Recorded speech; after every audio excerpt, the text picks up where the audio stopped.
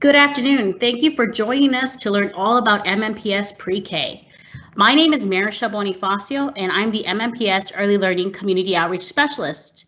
Joining us on today's call are Tracy Bryant, Ivanetta H. Davis and Ross Early Learning Center Family Involvement Specialist, Ashley Lofties, Cambridge and Kaza Azarfan Early Learning Center School Counselor, Sarah Casada, Ross Early Learning Center School Counselor, and Kara Walls, Ivanetta H. Davis Early Learning Center School Counselor. And Lori Fleming, MNPS Early Learning Program Coordinator, will be moderating our Q&A. Today, we'll be providing tips and information to support learning at home during virtual learning. The supporting learning at home tip sheets that we will be referring to on today's call can be accessed through the Q&A box by clicking on the web link. Also, for additional tips and information, please follow MNPS Pre-K on Facebook and Twitter. In the future, we will be hosting other topics as part of the All About MNPS Pre-K web series.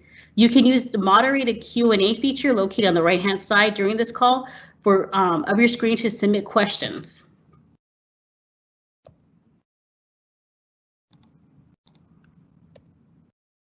Before we get started, we wanted to provide a quick overview on the Microsoft Teams live event, which is the platform we are using on today's event.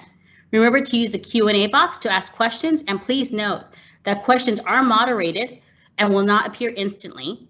Only ask a question once, and answers may be delayed. Also, we'll provide Q&A time at the end of the presentation. Questions about in-person learning will not be the focus of today's discussion, but will be discussed in a future live event. On today's live event, we'll be focusing on tips and information to support learning at home. Some questions will need to be directed to your child's teacher or school principal. Also, if your computer freezes, try exiting and re-entering. The Spanish and Arabic version of this presentation will be available after this presentation. Today, we will be discussing creating a space for your child to learn at home, creating a schedule that meets your family's needs, supporting emotional wellness during virtual learning for your child and for the adults at home. Then we'll end with an opportunity to answer questions from attendees.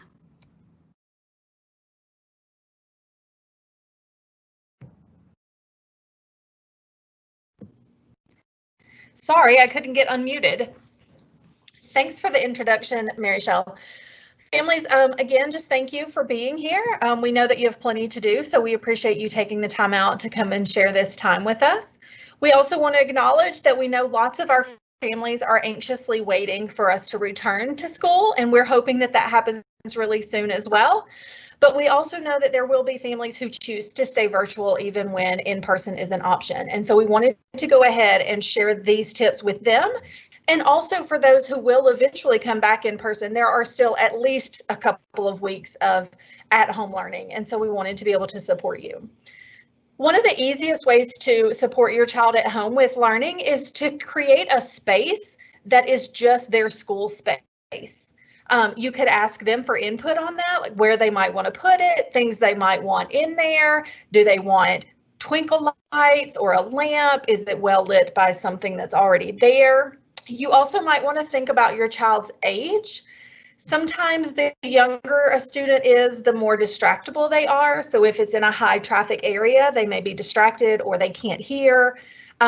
Maybe make it a little personal, like set out some of their work that they've already done, make it sort of feel like their home office. If you're going to put it somewhere different other than a kitchen table or a coffee table, think about, is the Wi-Fi gonna be sufficient there? And think about being next to an outlet, because sometimes just when we need our devices the most is when their batteries die. So think about being close to that outlet. We want to caution you to say this is just your child's learning space. It doesn't have to look like a classroom. The furniture and the materials that are in a classroom would be a little bit out of place at home probably. So know that there is not a Pinterest competition for who has the best learning space at home. It really just needs to be something that your student can work with. Be flexible with yourself and them. You're probably going to create some great thing that you just know is going to work perfectly, and then it's not. That's okay. Just move it, change it, do whatever you need to do. These are really unusual times for all of us, and so it's really important that we're flexible with ourselves and each other, because we really are all just doing the best we can. Next slide, please.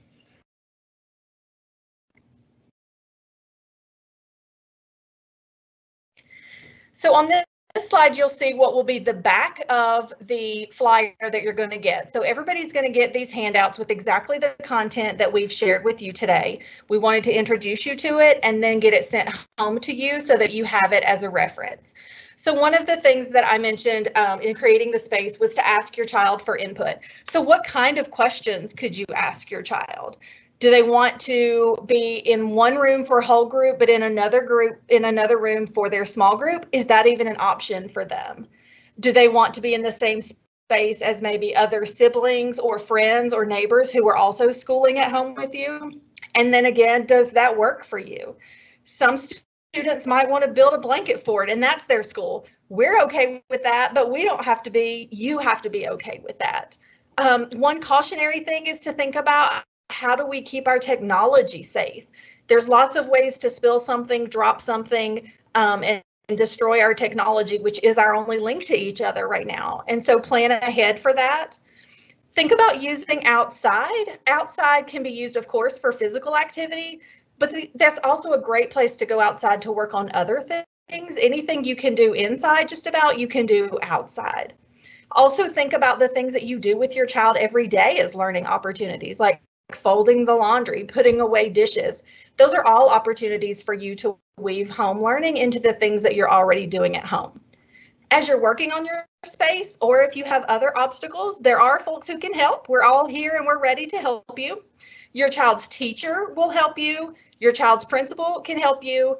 And the ELCs have a designated school counselor, but also for the site-based pre-K classrooms, you have a school counselor too. So if you're having an issue with creating the space or any of the other things that we're going to talk about today, or any other learning at home obstacles, you can contact any of those people and they'd be glad to help you. All right, so this is Kara Walls. Ashley's having a little bit of technical difficulty, so if you hear a change in voice, she may come back in. So I'm going to talk a little bit about creating a daily schedule. So you may have seen on your children's calls that the teachers are using a schedule. It has 3 or 4 things listed on it. So we're going to talk about how you can implement that while you're at home. So your teachers will use a schedule in the classroom and during virtual learning, but you can create one also. It helps the kids and students organize themselves and kind of know what's coming first, next, and last. A sense of predictability and consistency is really important in a time, well, really all the time for students, but especially in this time where we're not exactly sure what every day is going to look like. So we have some tips for doing that at home. Next slide, please. So here are just a few examples of what a visual schedule at home might look like or could look like. And actually this is within the classroom. So that first photo that you can see of the computer, a teacher might just have either it like on their screen or like a little Velcro board with all the different activities. Sometimes if teachers are posting on Flipgrid, they might say like, first we'll do music, then we'll read a book, then we'll do an activity. We might see kind of a larger schedule of the whole day, which is the long image over on the right.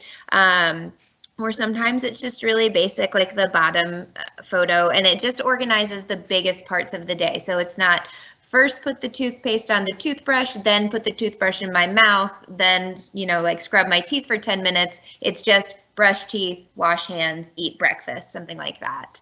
And so we want to making sure that we're not making the things too small, but we are doing the big chunks of the day, which include meal times, outside time, all whole group, small group, and then time on Flipgrid as well. Next slide, please. So how to make a visual schedule at home. There's a lot of options out there, and just like Tracy said, this doesn't have to be Pinterest perfect. It just has to be what works for you and your student. So if it's different than what another student in your class is doing, not a problem at all. So we can use a magnet schedule. You can put it on the refrigerator if you're working in the kitchen, or along the stove, or on the back of like a cookie sheet, so that it can kind of move around if your classroom moves around.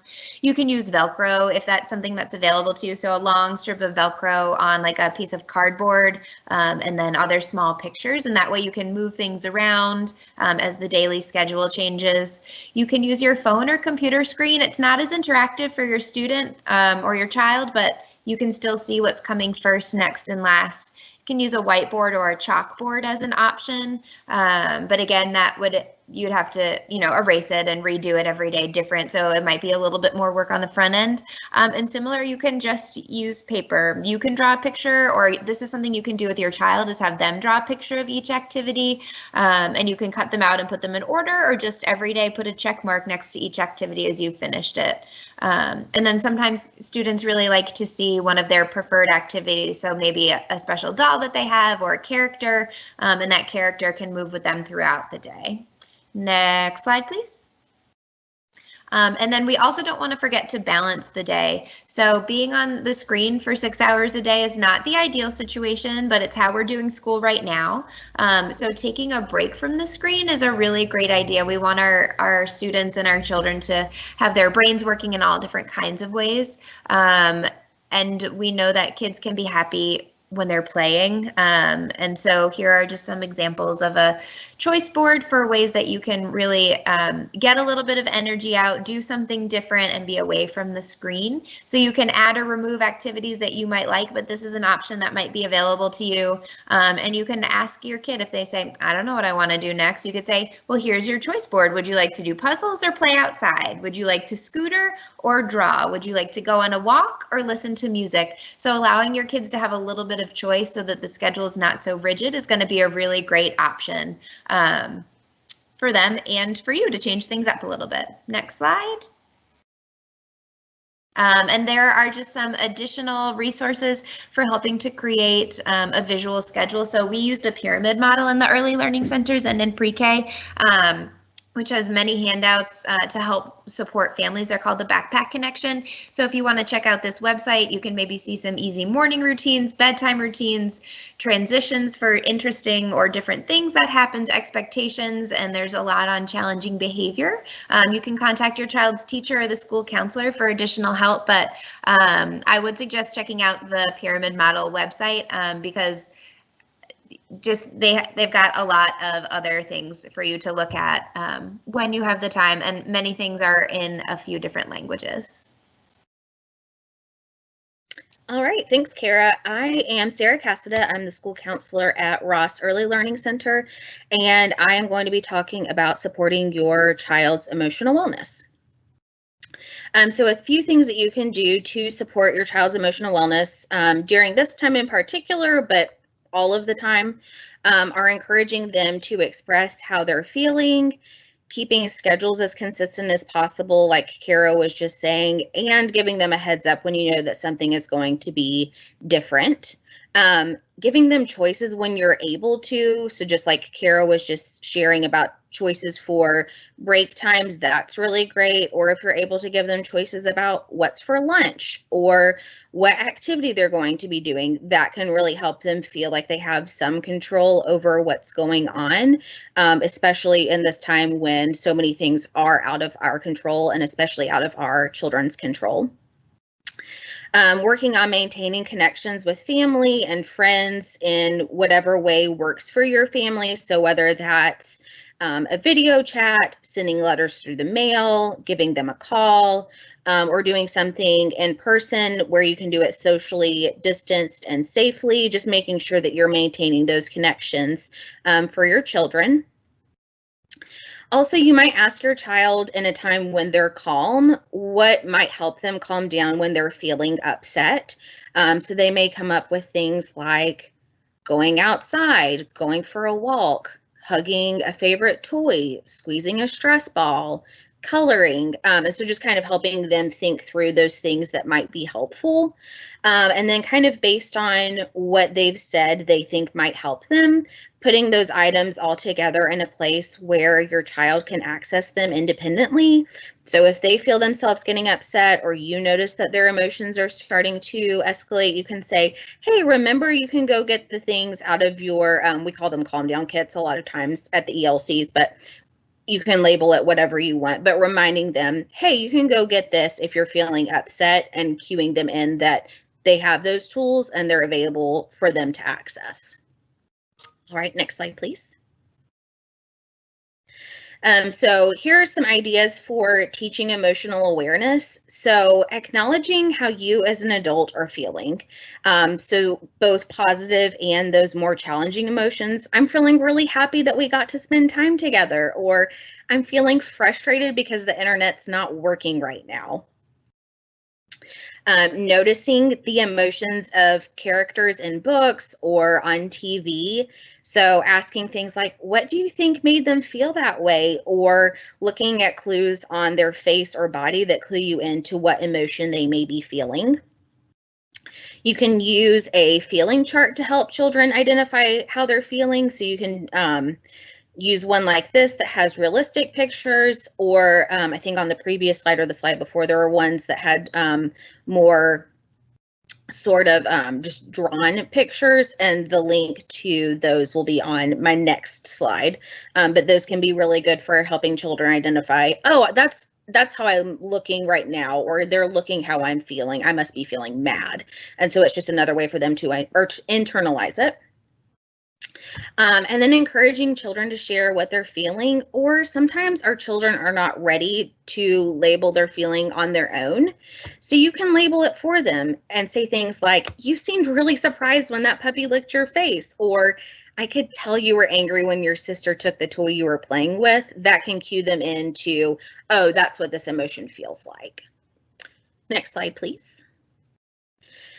So for managing strong emotions, which I know are things that we're all having right now, but especially our little ones, giving them strategies to use when they calm down. So this sheet has some ideas of things that they might do. This might even be something that you show them when you're talking about what things might you like to do if you're feeling upset, to calm down, to help them brainstorm some ideas. And one of the things that we use a lot at the early learning centers is the turtle technique. And what we do with that is we encourage children to recognize or name their feeling, stop their body, tuck in their shell, and take 3 deep breaths. Some children don't like to tuck in their shell. So really the main thing here is encouraging them to take those 3 deep breaths. Or if breathing is not the calm down strategy that works for them, helping them think of what other strategy they could use instead of those 3 deep breaths. And then coming up with a solution to whatever it was that made them feel upset to help them continue to calm down.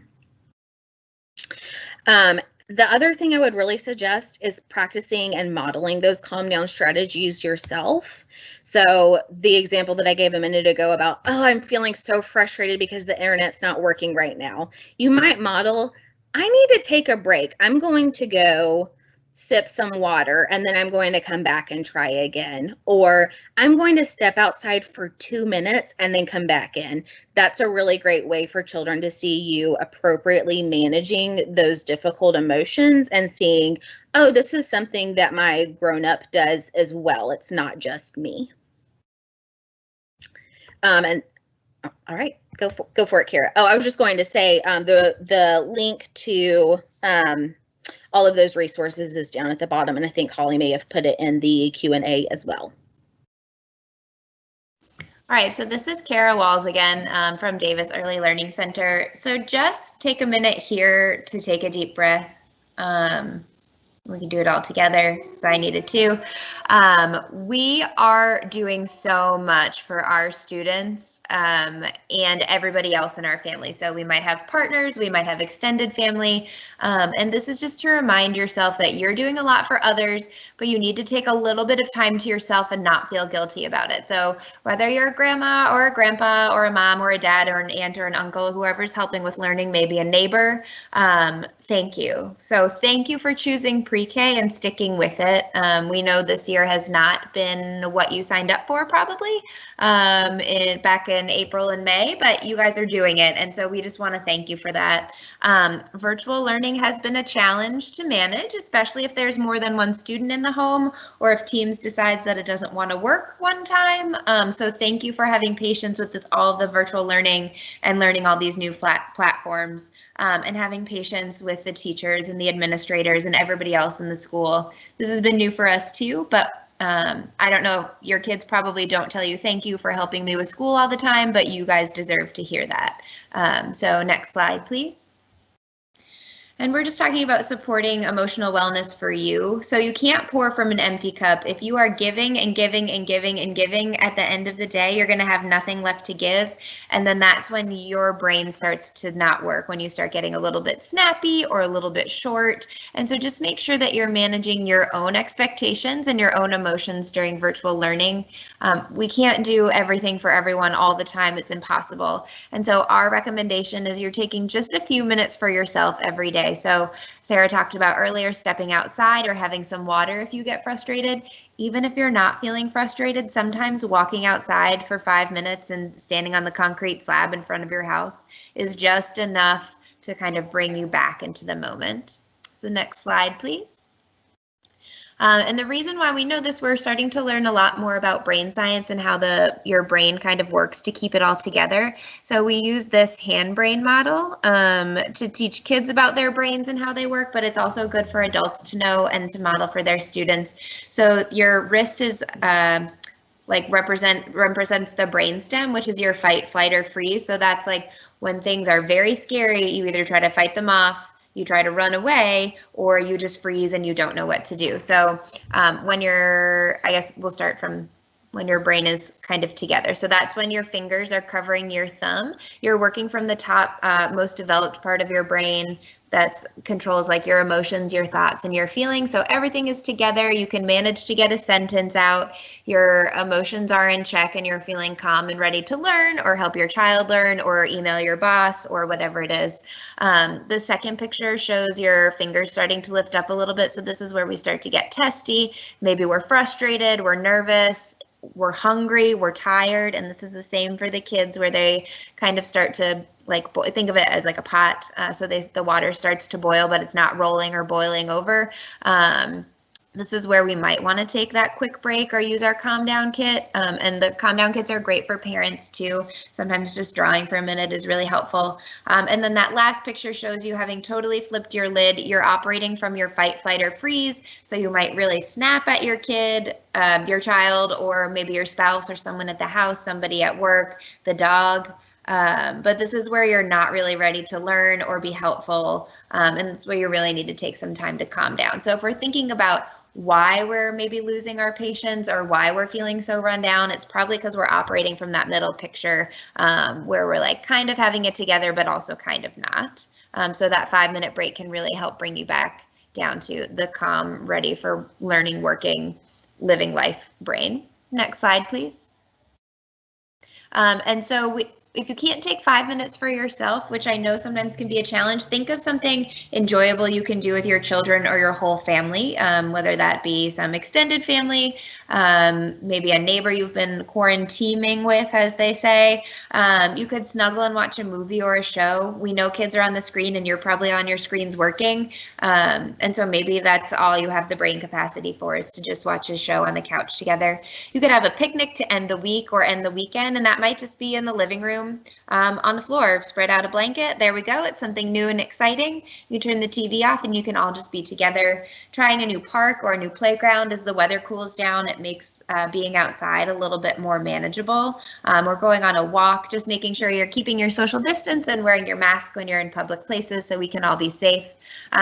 Eating a special treat or cooking together can be something that's really fun. Or maybe you have a super funny person in your family, an aunt or an uncle that you can't see, but you could FaceTime. And just talk to somebody funny, get a little laugh. That's a really great idea.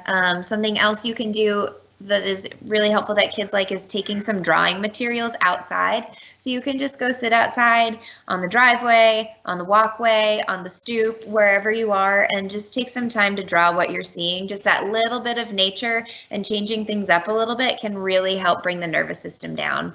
And we know that not every family looks the same, not everybody can manage the same things or has time to do the same thing. So find what works for you and your family as you help manage your own emotional wellness, and invite the special people around you to join if that makes you feel supported and loved, just making sure that you're keeping yourself safe, again, with the masks and the social distancing.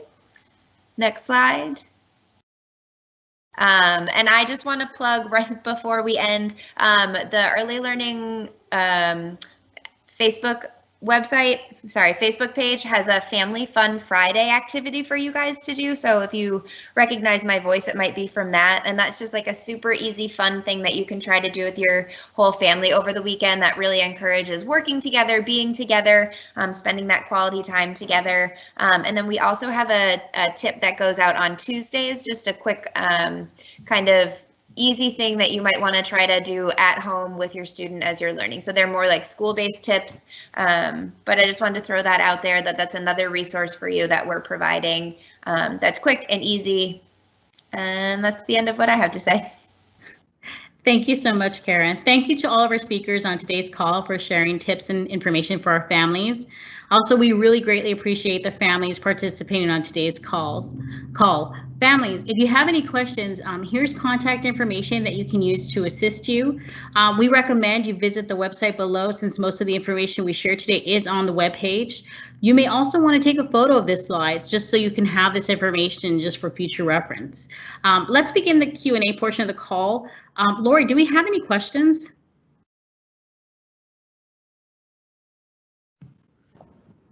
Whoops, I'm sorry. So there is a question on here about accessing the SharePoint documents, which I believe may be from one of our MNPS employees, if they're referring to our SharePoint.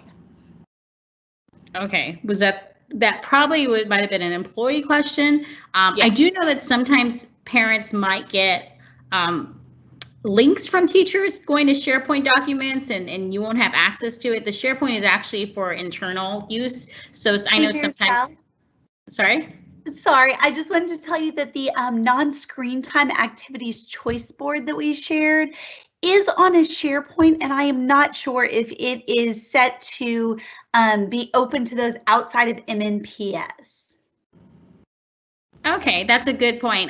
We'll check on that, and if it's not accessible to anyone, I know it's that choice board that one of the speakers went over and showed you. Well, you can actually put that onto the MNPS Countdown to Kindergarten website. So we'll work on transitioning that document over.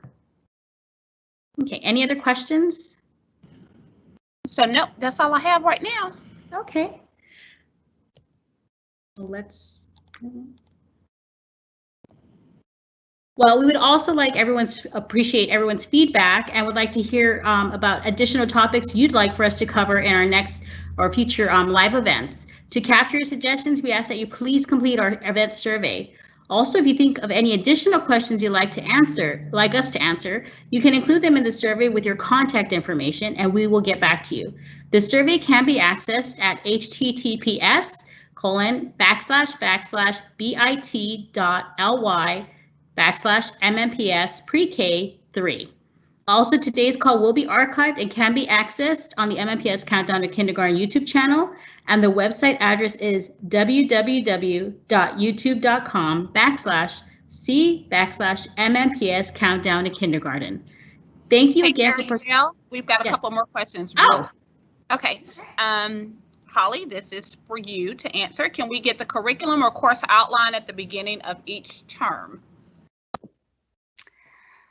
Definitely. So we work in studies, as you may have noticed with your pre-K students. So we did the beginning of the year study, also known as Building Your Classroom Community, and that was our first 6 weeks that we did that study. And now we have begun the buildings study, where we're investigating buildings, how they're built, with different types of buildings, all of that good stuff. And so to get the layout of the study, which this study will last for the next 4 weeks, just talk to your child's teacher, and each week there will be investigation questions that will be guiding the discussions, and they'll be able to provide you a little summary of each week and kind of each thing that we'll be looking at as we go through the study. And then after this study, we'll then be moving on to the trees study. And so once we begin the trees study, you can also get the same thing there with what the investigations are, what aspects are we looking at of trees, all of those different pieces. So just connect with your child's teacher on that, and they should be able to provide you all the information you need. All right, and so one of our parents said that the information presented is going to help them with their children on the weekends as well as when they get home from work, and certainly it can be used for lots of different things, so we're glad that you found it useful. One last question, is there a separate pre-K Facebook that's different from the general MNPS? I didn't see that link. Yes, it is. There is a separate MNPS Pre-K Facebook. If you go into Facebook in the search button, just put in MNPS Pre-K, or our handle is at MNPS Pre-K, and you should be able to find it. Any other questions, Lori? No, that's it, Marichelle. Okay, great. Well, thank you again to our speakers as well as our families that attended today and for participating in today's event and just for being a part of our MNPS Pre-K program. We really appreciate it. Thank you and have a great day.